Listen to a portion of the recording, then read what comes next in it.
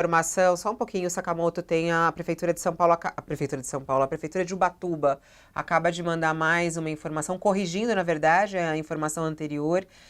Uma morte confirmada até agora desse acidente, que é realmente do piloto. Não temos ainda o nome do piloto, mas a morte dele confirmada. A Prefeitura de Ubatuba corrigiu a informação. Inicialmente tinha falado de 2 mortes confirmadas, uma morte confirmada até agora. Os demais foram socorridos com vida, mas não temos as informações sobre o estado de saúde dessas pessoas.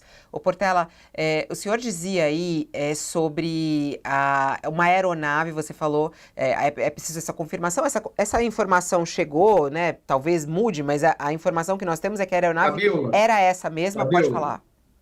Fabiola, na verdade, as imagens que estão em tela já permitem dizer que é uma aeronave compatível com o modelo Citation, sim, Cessna Citation, tá? As turbinas podem ser vistas ali junto à fuselagem. Então, me parece que essa informação é verdadeira. Observe o outro ângulo que aparece. Ô, Gerardo, então, só fazer uma pergunta, aproveitando já que está falando do Citation, dá para ver as turbinas, as duas, né, com o avião de ponta cabeça, de cabeça para baixo aí na água. Então, é um jatinho. Você falou É um jatinho. daquele acidente. É o jatinho. Então, você já falou daquele acidente da TAM, né, que atingiu o próprio prédio da companhia. Antes dele, teve aquele acidente também em Congonhas com o Fokker 196, em que houve um problema também no pouso, né, relacionado ao reversor. Né, tivemos uns problemas da aeronave, claro, um acidente aéreo é a conjunção de vários fatores, vários problemas simultaneamente, mas houve um problema no reversor, o que dificultou, na verdade, a redução da velocidade. Claro, repetindo e considerando que acabou de acontecer um acidente e ainda vai ser investigado. Mas isso também pode ter contribuído, ou seja, uma falha no sistema de reversão, uma falha no grooving da pista. Que elementos, agora considerando que exatamente esse pouso, pode ter contribuído e considerando que era um jato? Isso, acabou.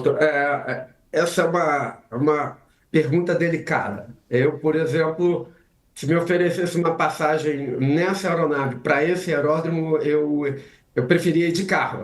Mas é uma questão pessoal. Por quê? Porque dentro do regramento, muitas vezes você faz um regramento contemplando uma época, um período, uma realidade, uma quantidade de aeronaves, e você admite uma certa liberdade para a decisão do piloto privado. Então, precisa ver se esse era um voo privado, um voo comercial, um táxi aéreo, se era uma aeronave própria pilotada por uma tripulação paga pelo dono, ou se teve bilhetagem, teve pagamento para fazer o voo. Tudo isso envolve que tipo de rigor existiu para que essa aeronave decolasse. Porque o rigor de um voo comercial é superior ao rigor de um voo privado. Mas eu diria que em condições como essa de clima, apesar de ser uma excelente aeronave,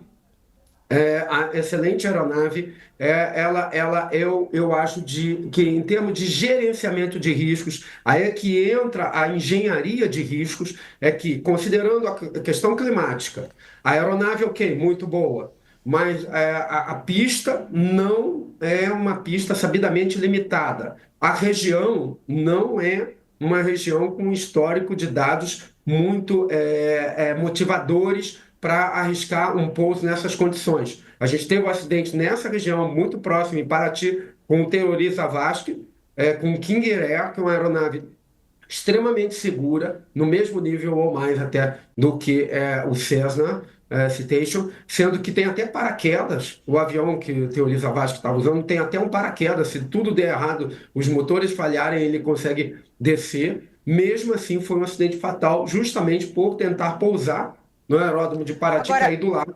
ô Portela, isso que você está falando é muito importante, né? Porque até me chama a atenção, o senhor é especialista em gerenciamento de risco. O senhor falou que se lhe convidassem para ir com essa aeronave e descer nesse aeroporto, o senhor preferiria ir de carro. Agora, quem fica responsável por dar autorização para essa aeronave pousar lá com essas condições climáticas, nesse aeroporto, existe aquela central de controle que autoriza ou não? Como é que funciona a autorização para essa aeronave que decolou lá de Goiânia, pelo que a gente tem de informação, né? Ela decolou da cidade de... se não me engano, foi lá foi do Aeroporto Municipal de Mineiros, em Goiás. Que fica em qual cidade esse aeroporto? Não sei. Ela recebeu autorização de quem para pousar nesse aeroporto? E quem é que é responsável por isso, Portela? Em primeiro lugar, é preciso saber se esse é um voo privado ou comercial, tá? O que governa a aviação, as atividades de risco em geral, que a engenharia permeia, são os regramentos técnicos, as normas.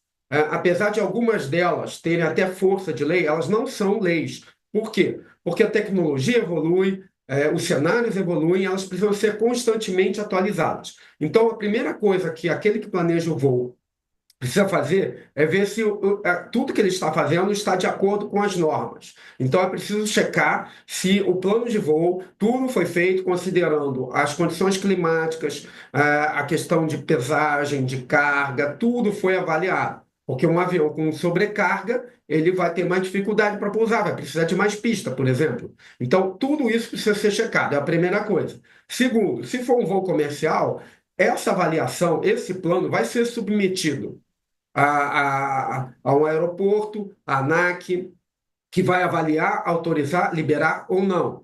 Então, é um cenário. Agora, se for privado, isso é feito um registro, mas a decisão fica muito por conta do dono da aeronave, no final é do piloto e o comandante, mas e se for bipilotada, se for um só, é uma pessoa só. Ele é que decide, mas influenciado por quem contratou, ou influenciado pelo dono da aeronave, e muitas vezes o próprio dono está pilotando. Então, a decisão passa a ser dele. Então, se ele seguir os regramentos, ele acha que está fazendo aquilo que está nos regramentos. Os regramentos é aquilo que os que antes fizeram, aprenderam que dá certo, para que sirva de referência para os que vão fazer não cometam os erros do passado. Então, a gente olha os regramentos para não repetir erros que a gente já sabe que vai dar errado. Então, descumprir regramento, nem pensar. Talvez eles precisam ser revisados, porque os cenários mudaram, tem muito mais gente voando, tem muito mais incidência de aeronaves tentando fazer esse tipo de pouso. Talvez os regramentos tenham que mudar, mas eles precisam ser seguidos e por enquanto, os que nós temos são esses. Então, ele precisa checar isso. Depois, ele toma a decisão, ou ele vai pedir autorização se for um voo comercial, ou então ele próprio ele vai ter que decidir se ele vai ou não fazer aquele voo.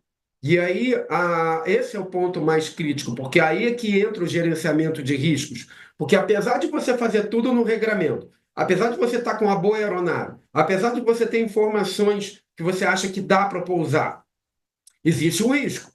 Mas quando você tem vários elementos críticos, por exemplo, a questão climática está muito crítica, a pista é muito limitada, o avião está muito cheio, é hora de você fazer o gerenciamento de risco. Essa é uma parte que é além do regramento, você precisa avaliar se é prudente ou não. E isso tem uma grande parte, eu diria 80%, exatas, e 20% é experiência. Por isso que é muito importante a experiência de voos anteriores, conhecer o aeródromo, conhecer a aeronave e amadurecimento para entender a complexidade. Às vezes é um passageiro VIP que está insistindo e você precisa dizer não. Talvez isso impacte os seus ganhos financeiros, mas você precisa dizer não. Então, essa decisão de gerenciamento de risco é complexa. E ela pode ser assessorada por um especialista para que as decisões sejam tomadas da melhor maneira possível. E o piloto ele precisa saber gerenciar riscos também. Então, é para isso que existe a formação, o treinamento. O treinamento de um piloto comercial é muito mais rigoroso que o treinamento de um piloto privado. A formação de um piloto privado é limitada, são poucas horas de voo, 40 horas de voo. Já Um piloto comercial precisa de muito mais, precisa treinar 3 vezes ao ano, precisa fazer exame médico todo ano, já um piloto privado de 5 anos. Então, tudo muda. Precisamos saber que tipo de voo era esse, se ele era um voo comercial ou um voo privado. De qualquer forma, Mas, Portela, a gente entende que é um momento, sim, das autoridades revisitarem as normas vigentes, que estão permitindo esse tipo de operação aérea que está incidindo numa frequência muito alta de acidentes severos. Então, esse é o momento, sim, de repensarmos a respeito dos regulamentos que nós temos hoje. Nós tivemos vários acidentes, estamos tendo com uma frequência elevada e, às vezes, na mesma região. Como é o caso aí, nós tivemos em Paraty, Teoriza Vasque, e agora temos esse acidente com a aeronave Ó, segura. para quem está nos Então, acompanhando você na disse TV, o que intervalo e voltamos daqui a pouquinho. E para quem quiser, pode continuar conosco pelo YouTube. Nós estamos acompanhando aí as informações em relação à queda de um avião de pequeno porte em Ubatuba.